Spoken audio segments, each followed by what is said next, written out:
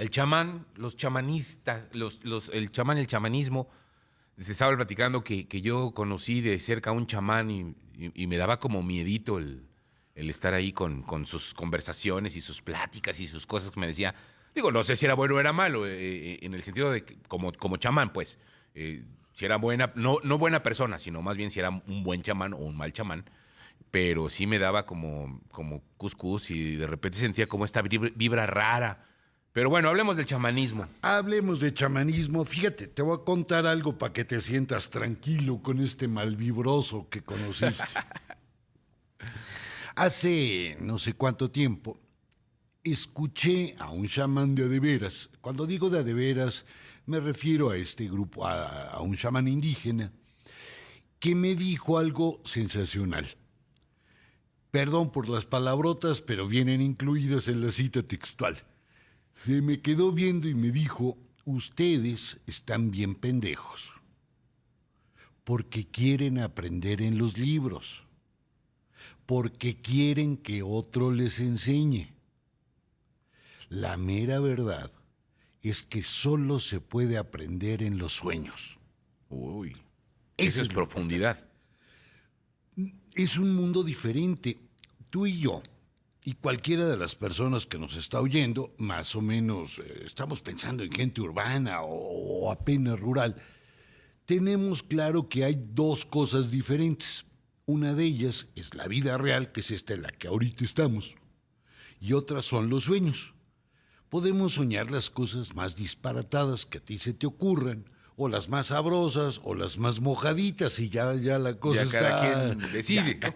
Ya cada quien. Pero cuando tú te despiertas, te das cuenta que eso no es real, es un sueño. Y que lo que sigue y lo que estás viviendo es real. Esto que acabo de decir, todos me dirán, oye, pues sí, Trueba, eso es obvio. No, señores. En el mundo indígena, en el mundo chamánico, no hay una diferencia entre lo soñado y lo vivido. Esa es la primera característica del chamanismo. Los chamanes solo pueden existir en lo que nosotros llamamos culturas soñadoras. Culturas donde entre el sueño y la realidad no hay ninguna frontera. Pero entonces, ¿qué? ¿Se convierte como en un submundo? No es el mismo mundo. Lo que pasa es que tú vas y vienes. Es como ir de aquí al súper y te regresas. Ah, ok. O sea, es el mismo mundo, pero otra sucursal, o la otra calle, es el mismo mundo. ¿Qué quiere decir esto? Que tú para volverte chamán no puedes estudiar. Que tú para volverte chamán, por más que leas, no lo vas a lograr. Tú para volverte chamán lo tienes que soñar en un mundo donde no haya diferencia entre sueño y realidad. En esos sueños, el chamán adquiere poderes. Adquiere el poder más raro que te puedas imaginar. Adquiere el poder del silencio hablado. Tú me dirás, Chirrión, pues silencio hablado, pues que no es contradicción. Pues no, porque el silencio hablado es aquello que provoca la armonía. Me explico. La gente que va a ver a un chamán no se enferma de lo mismo que tú o yo. A ti y a mí pues nos duele la garganta, nos da chorrillo, nos dan, pues qué sé yo, estas enfermedades que todo el mundo le da. Pero en el mundo chamánico hay otras enfermedades que a ti y a mí no nos dan. La pérdida de sombra, el ojo, el espanto, en fin, todas estas cosas. No cuentan amarres, ¿eh? No me metan amarres. Eso es otra cosa, sí, corren claro. por otro lado, esa es otra película. Y entonces, cuando a ti se te pierde la sombra, te da susto, tienes ojeriza, lo que ocurre es que tu cuerpo se vuelve caótico. Y lo que yo tengo que hacer si soy chamán es soñar contigo. Fíjate qué difícil. Y una vez que sueño contigo, puedo encontrar la causa de tu mal. Es decir, te asustaron cruzando un camino, se te quedó olvidada la sombra en un río, vamos, qué sé yo. ¿Y en el sueño se cura? Se empieza a curar, porque yo gracias al sueño ya tengo el diagnóstico. El señor Emilio se le perdió el ánima. Porque aparte no creas que aquí viene otra cosa que me detengo. En el mundo chamánico ocurre que la noción de alma es absolutamente diferente a la que tú y yo tenemos. Tú estás convencido, o la mayor parte de la gente está convencida que los seres humanos tienen un alma. ¿Voy bien o me retacho? No, vamos bien. Ah, muy bien. Pues en el mundo chamánico la gente no tiene un alma. O sea, ¿no tiene alma? Tiene muchas. Ah, tiene muchas. Por ejemplo, entre los nahuas hay 3 almas. Una que se aloja, por así decirlo, en el hígado, otra que se aloja en el corazón y una más en la tatema. Pero entre los tzotziles llegan a tener hasta 50 almas. Ok. O sea, esa noción de un alma no funciona. Entonces, cuando el chamán sueña contigo y dice, se le perdió la sombra, no se refiere a la sombra física, porque pues la vas a seguir haciendo, todo es cosa de ponerte frente al foco. Esa sombra es una alma y tienes que encontrarla. Porque gracias a ese hallazgo, a recuperar tu alma, tu cuerpo deja de estar desgobernado y se vuelve, para decirlo en términos computacionales, agarra la homeostasis, es decir, se equilibra, funciona muy bien. Bueno, pero cuando ya sueño contigo, empiezo a curarte. ¿Y cómo te curo? Te curo cantando. Yo me siento junto a ti y empiezo a cantar las canciones que todavía no se han escrito y que nadie conoce, ni siquiera yo. Empiezo a cantar las canciones que los sueños me van a revelar para dedicártelas a ti y poder curarte. ¿Cuánto tiempo duro cantando? Úchala, agárrate, porque si te va bien, a más duro 6 horas o 7. Y si te va mal, puedo aguantar hasta 1 semana o 2 semanas cantando diario. Por supuesto, para que esto jale, pues usamos alguna sustancia alucinógena que nos permita juntarnos.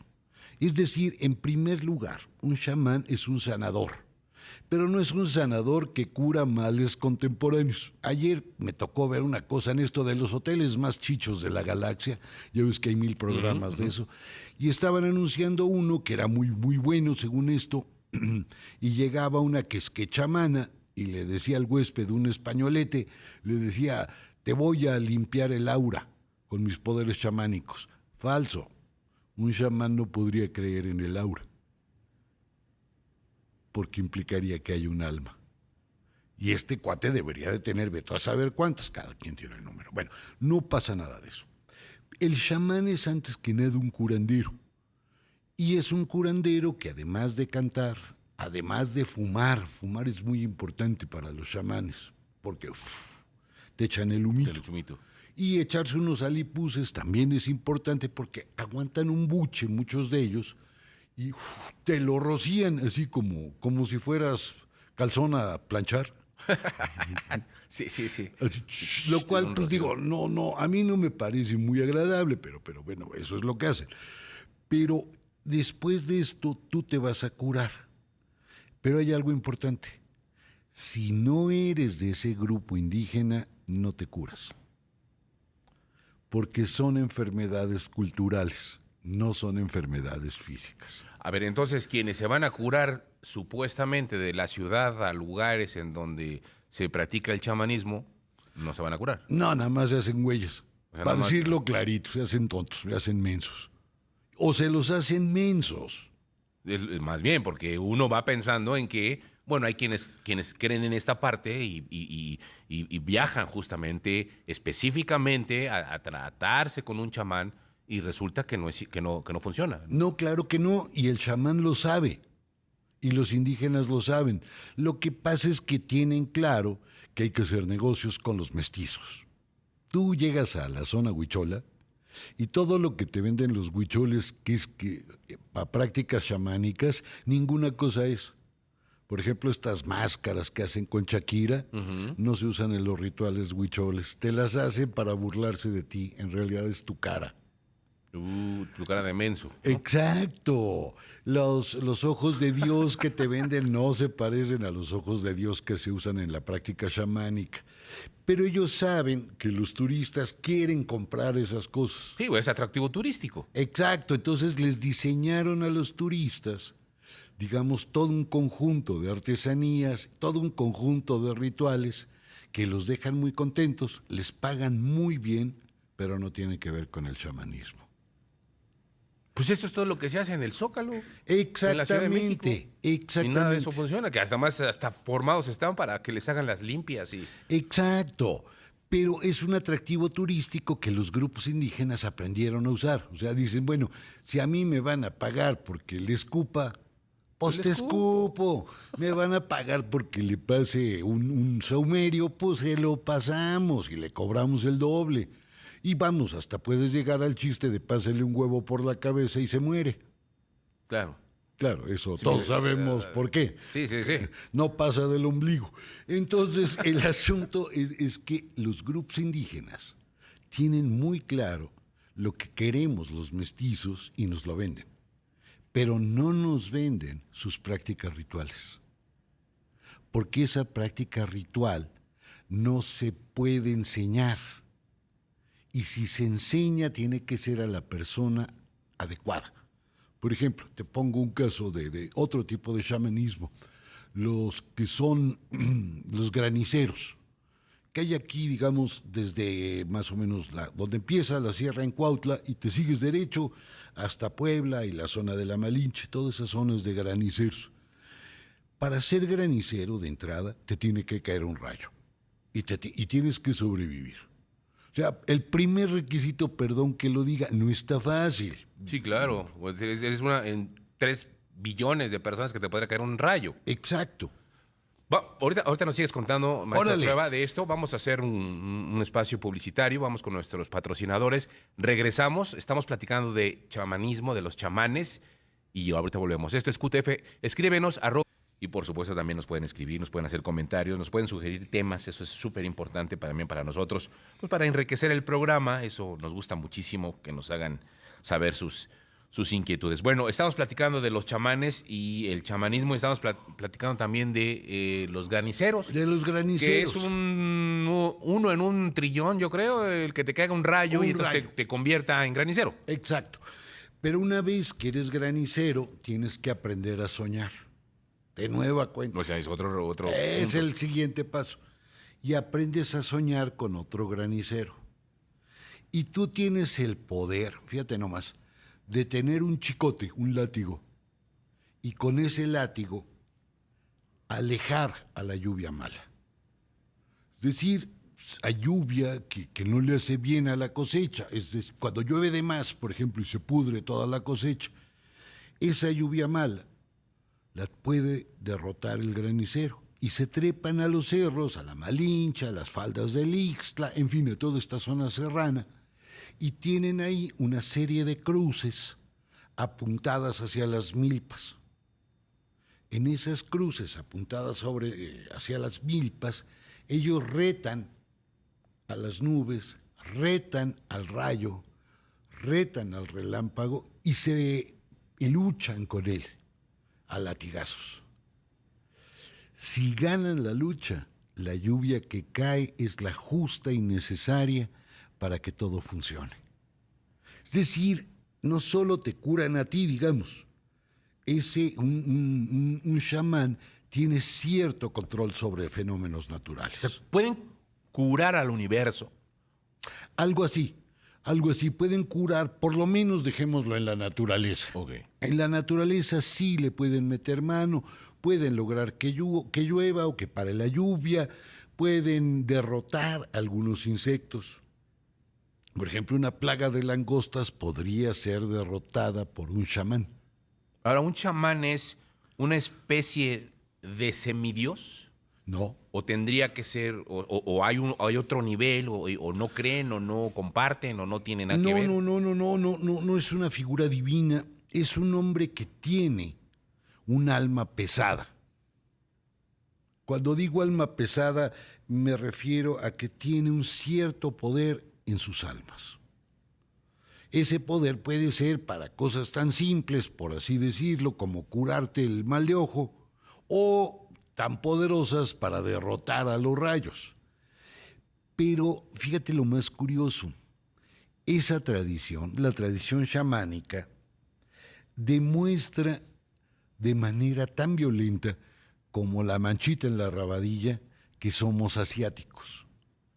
Es decir, si tú le siguieras geográficamente la ruta del chamanismo, te darías cuenta que viene, por decirlo de una manera geográfica actual, de Mongolia, subió hacia Siberia, cruzó por el estrecho de Bering y baja hasta la Patagonia.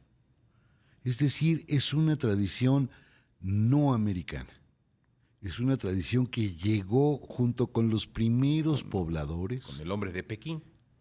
O tal vez antes, con hombres, con mongoles. Okay. Y con ellos no solo compartimos esta práctica religiosa del chamanismo, sino también compartimos la mancha en la rabadilla, la mancha mongólica que se llama. Ajá. Seguro que a los bebés de todos nosotros les miraba recién nacidos arribita de las nalgas, en la mirita rabadilla, y tenían una manchita chiquita, grandota, blanquita, más oscurita, algunos hasta azulosita se les ve, y luego se les borra. Esa manchita tiene la misma disposición que el chamanismo. Es una de las pruebas de que somos asiáticos. Oh. Igual que el chamanismo, una es una prueba biológica y otra es una prueba cultural. Ahora, estos chamanes son antiquísimos, por supuesto. Son tan antiguos que incluso los miramos en las pinturas rupestres. En Baja California, ahí en la zona de pintura rupestre, hay una cueva que a mí me parece de las más interesantes. Cada quien tiene sus debilidades ahí, ¿no? Porque, bueno, hay tantas y tan bellas que a lo mejor alguien me dice, esa está bien chafa. A mí la que me gusta mucho es una que se llama la Cueva de las Flechas. Y en esa cueva, en las paredes, hay algunos personajes pintados en dos colores, negro y rojo, con los brazos para arriba, los brazos apuntando al cielo, y están todos llenos de flechas. Muchas personas, muchos de los intérpretes de estas pinturas rupestres, dicen que esta es una muestra de la guerra entre los grupos. Y podría ser, pues está ahí uno como alfiletero. Pero otros grupos, otros intérpretes, sostienen que esas flechas son los dones que te atraviesan del cielo como chamán. Incluso cada grupo le va otorgando al chamán cosas precisas. Fíjate, hasta la ropa los distingues. Un chamán, pensemos en el siglo XVIII, por poner un siglo que se me acaba de ocurrir y donde podemos notar claramente las diferencias. En Baja California, ¿tú cómo sabías que alguien era chamán? Muy fácil. Andaban cubiertos con una capa tejida con cabello humano. Tejida con cabello humano. Humano. Y era cabellos de muerto. Uy. Entonces, esa capa contenía todo el poder de los muertos. Eso iba a preguntar, ¿para qué servía esa capa? Pues era el poder de todos los que estaban ahí difunteados y te habían, bueno, no te habían, les habías tomado el cabello. Esa capa era el poder de muchísimos seres humanos, porque daba igual si era hombre, mujer o quimera, pero tú lo usabas. En cambio, si tú te ibas, por ejemplo, a otros lugares, a Oaxaca, el vestuario chamánico no era específico. Andaban vestidos como cualquier persona, pero tú sabías, por supuesto, porque se conocía en la región, quién era el chamán bueno, ¿para qué? Porque aparte, como los médicos eran especialistas, eran buenos para el ojo, eran buenos para la siembra, eran buenos para lo que sea. Incluso sus rituales, en algunos casos, tienen el poder de invocar a deidades que son casi católicas. En algunas zonas de Puebla, por ejemplo, por ahí por Pahuatlán, En Pahuatlán hay una práctica que a mí me parece hermosísima, hermosísima. Es un poco dolorosa, pero me parece hermosísima. Se hacen unos diablitos con papel amate y recortados. Y hay el diablito del chile, el diablito del maíz, el diablito del trigo. Escoge tú lo que vayas a sembrar. Y se distinguen, no hay que ser ni experto. El diablito del chile es un diablito recortado y tiene muchos chilitos. Y el del maíz, pues tiene mazorcas y ahí te la vas llevando. Entonces no necesitas ahí ningún entrenamiento. Estas figuras de papel amate se entierran en la milpa antes de la siembra, para que la cuiden. Y de pilón hay que fecundar la tierra. Y el chamán la fecunda con un coito. Es decir, el chamán, ¿cómo se dirá? ¿Cómo se dice? De manera elegante se la mete a la tierra. Pues tiene una relación íntima con la tierra. Ah, vamos, tiene una relación. Perdón, es que no. Me falló el buen lenguaje. O sea, ¿de plano así? Más bien asá. Supongo, digo yo, no les he visto el pajarito a esos chamanes, pero sí les ha de quedar bien raspado. Y sí penetran a la tierra y sí eyaculan en la tierra. Porque esa es la manera de fecundarla. Es decir, el chamán tiene esas dos funciones todo el tiempo. Y cuando nosotros nos queremos acercar a él, le pedimos cosas que no puede tener. Vamos, me voy a encontrar a mí mismo. Pues el chamán te diría, oye, no seas bruto, ahí estás. Sí, claro. O sea, hazle así, te das un zape. Te da un espejo y ya listo. Ahí estás, no. Oye, es que yo tengo problemas con mi pasado. ¿Y por qué? Es que mi mamá, en vez de darme el pecho, me dio la espalda. Y el chamán te diría, bueno, pues oye, ¿y cuál es el problema? Porque lo que importa no es tanto ese pasado lejano, sino lo que importa es hoy. Y lo que soñaste ayer. Si hace 10,000 años soñaste otra cosa, ya pues no ya puede. va, Ya sí. va y se acabó. Estamos en otra película, es otra escena. Ahora, ¿hay chamanes buenos y hay chamanes malos? ¿O todos los chamanes son exactamente iguales en la funcionalidad, en las encomiendas, digamos, pues en la necesidad de apoyar o de ayudar a las otras personas, ¿no? Ahora, aquí habría que tener un poco de cuidado, porque la noción bueno y malo no entra en el chamanismo de manera tan como lo estamos pensando ahorita. Fíjate, yo como chamán te tengo que curar. Vamos al corte y regresamos. Vamos al corte. Vamos a la pausa, vamos a escuchar a nuestros patrocinadores, volvemos. Pregunta Carlos Armando, entonces, ¿lo que hacía Panchita era falso? ¿Cómo es que las personas que operó sanaron? También lo de María Sabina, entonces, ¿María Sabina también era o no? Porque, No, María Sabina sí. usaban los psicotrópicos y cosas para curar o para el mal viaje. La pregunta es eso, si realmente, si los chamanes engañan diciendo que curan a quienes no son de la raza, entonces, al final, lo que hacía María Sabina era cierto también de lograr que se encontraran a sí mismos o no. No, a los que andaban buscándose a sí mismos nada más les faltaba un espejo. Pero a los que sí eran mazatecos, por supuesto que sí, era un ritual muy serio.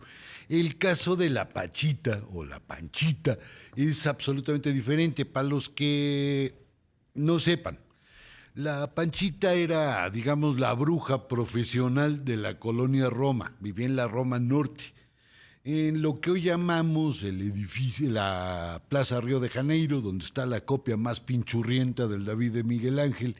Y enfrente hay un edificio que le dicen el de las brujas, que en realidad es el edificio Río de Janeiro, uno de los edificios más bonitos de la Roma.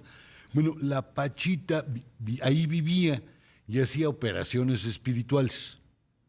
Es decir, tú llegabas y decías, a ver, señor Vargas Vidrios, usted tiene metido el mal en el tuétano. Bueno, acabo digo, es así más. No creas que te lo he dicho. Entonces te ponían en una mesa y con las manos Te operaban. te operaba y sacaba ahí una rata, unos pelos, o sea, cualquier cosa espantosa te la sacaba del cuerpo, la tiraba y tú de manera automática quedabas sano. No, eso no es chamanismo, eso bueno, es una Es supuesta. faramaya, ¿no? Es ¿Qué faramaya y crees, Flora? una. Fíjate que yo cuando era niño me acuerdo, no me acuerdo exactamente a dónde fuimos, pero lo que sí me acuerdo es que en un viaje que fuimos con mis papás, mi papá y mamá, llegamos a un lugar en donde había una persona que decía que operaba con las manos. Ujú. Y recuerdo que estábamos ahí parados, y digo, yo tendría 7 años, 8 años, no sé.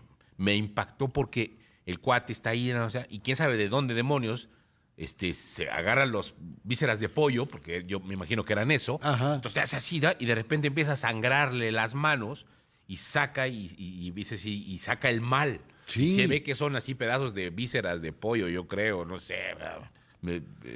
Medio me acuerdo.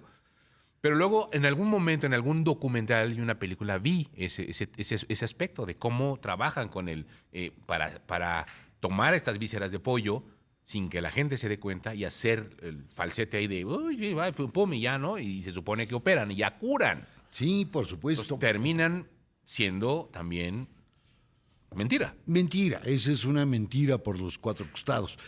Pero funciona, perdón que lo diga, las mentiras funcionan. Te voy a Son poner un placebos. como placebos o como una suerte de la parte psicosomática. Ya ves que dicen que las enfermedades son psicosomáticas. Bueno, la parte que te ayuda es la parte psico. Lo somático ya a lo mejor te queda. Pero son dos ideas del mundo totalmente diferentes. Porque una de ellas, la de la brujería, es profundamente vinculada con la religión, con las variantes del catolicismo. Es decir, es una práctica que se enfrenta y que le da espacio a potencias celestiales que pertenecen a ese mundo. En cambio, el chamanismo pertenece a una cultura absolutamente mestiza, donde la religión española está muy vinculada con la práctica indígena, donde las enfermedades son diferentes y donde, ojo, hay un uso legal del, de alucinógenos. No hay práctica chamánica sin que te metas algo. Exacto, es decir, si no hay ahí cosas psicotrópicas, ¿no? Exacto. La Pachita no se metía nada, más que la lana de los incautos. En cambio, un chamán, para poder controlar los sueños, para poder lograr el sueño preciso, se tiene que meter algo. Y curiosamente, a la hora de meterse, puede crear incluso un recetario llamémosle drogas. Te pongo un ejemplo. En muchas zonas del país, sobre todo, digamos, Morelos, Puebla, una parte de Guanajuato y hacia Zacatecas, hay una planta que le dicen Santa Rosa y con la que se preparan unos panecitos que se comen en los rituales chamánicos. Y la gente se pone más o menos hasta el gorro. Y si tú buscas la Santa Rosa en los tratados de plantas, no existe. Se llama mota, marihuana, grifa, Marihuana. lo que sea, pues cualquiera de esas cosas es. Pero fumar marihuana o comer marihuana no es sagrado. Comer Santa Rosa sí es sagrado. Okay. Es decir, no es un uso recreativo de la pacheque, sino un uso cultural. No solo es el caso, hay muchos famosos, que es como el peyote, como los hongos. Pero esas cosas que nosotros vemos, como un cactus en el caso del peyote, o como unos hongos en el caso de los hongos, en ese mundo ni son cactus ni son hongos. El peyote es un venado. Y antes de comerlo, lo tienes que cazar. Es decir, hacer el viaje del peyote implica que el momento crucial es cuando tú bailas y sacas tu arco y tu flecha y Boom. le tiras al Venado. venado. Claro, el venado, pues aquí entre nos, es este cactus. Y una vez que lo has matado, puede ser, y tú te preguntarás, ¿por qué venado y no tlacuache? ¿Por qué venado y no víbora? Porque el venado es el animal más sagrado.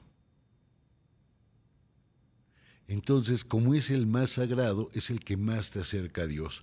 Por eso el peyote tiene forma de venado. ¿Pero por qué es el más sagrado? Porque él creó el universo, ¿El venado? ¿sí? No es poca cosa, digo, yo Sí, nunca no, lo he... no, cualquier cosita. No, hay días que no se me dan estas cosas, pero ese animal tan sagrado, tan poderoso, tú lo que haces es comerlo. Y te comes a Dios y te conviertes en Dios. Y generas algo que no ocurre tampoco en las religiones que nosotros conocemos y se practican cercanos a nosotros. Te voy a poner un ejemplo.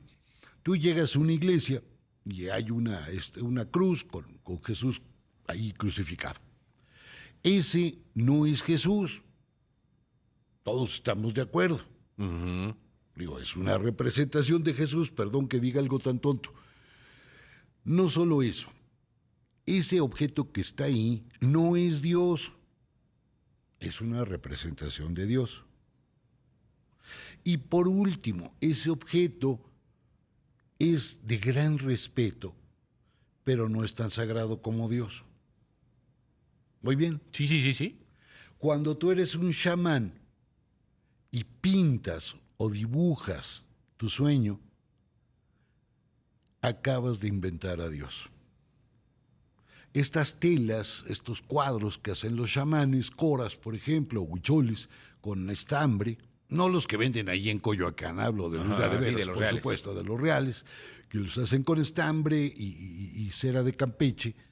Eso que está ahí no es la representación de Dios, es Dios. Y es tan poderoso que si agarras tu celular y lo retratas, la foto también es Dios. Órale. Es decir, estos chamanes tienen la capacidad, que no tiene ningún otro sacerdote, de materializar a Dios en un objeto. Me da igual si es este cuadro, si es un ojo de Dios, si es, en fin, el objeto es lo de menos. Pero no es una representación, como ocurre con la cruz y Jesús. Es Dios, o ese Dios, o ese momento, o Dios haciendo O esa esa divinidad, cosa, ¿no? Esa divinidad. Sí.